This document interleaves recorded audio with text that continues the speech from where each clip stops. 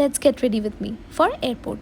তো আমি একটা কোয়ার্ড সেট পরবো। এই কোয়ার্ড সেটটা জুডিও থেকে নেওয়া অ্যান্ড খুবই অ্যাফোর্ডেবল। আই গেস 799 মতো পড়েছিল এই কোয়ার্ড সেটটা।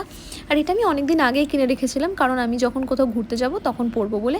এটা আমার আগে পরা হয়নি, তো আজকেই এটা ফার্স্ট পরলাম। আমি ফেস মেকআপটা আগে থেকেই করে নিয়েছিলাম, হেয়ারটা করছিলাম। হেয়ারটা আমার একদমই পছন্দ হচ্ছিল না, তবে একটা কোনো রকমে বেঁধে নিলাম। এরপর আমি একটুখানি পারফিউম দিয়ে নিচ্ছি, আর এটা দিচ্ছি আমি এনগেজের পারফিউম।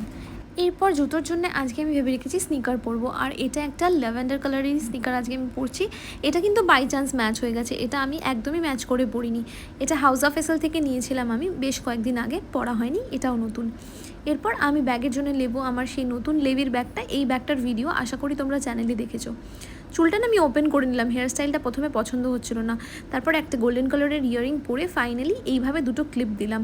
অ্যাকচুয়ালি বিয়ের পর 1 বছর হয়ে গেল আমার চুল কাটা হয়নি, আর তার আগে থেকে প্রায় 6 মাস মানে 1.5 বছর পর এবার আমি চুল কাটবো, তাই চুলের নিচটা খুবই বাজে হয়ে গেছে। আর ব্যাগটা নিয়ে ফাইনাল লুকটা তোমাদের সাথে শেয়ার করলাম, কেমন লাগলো জানিও।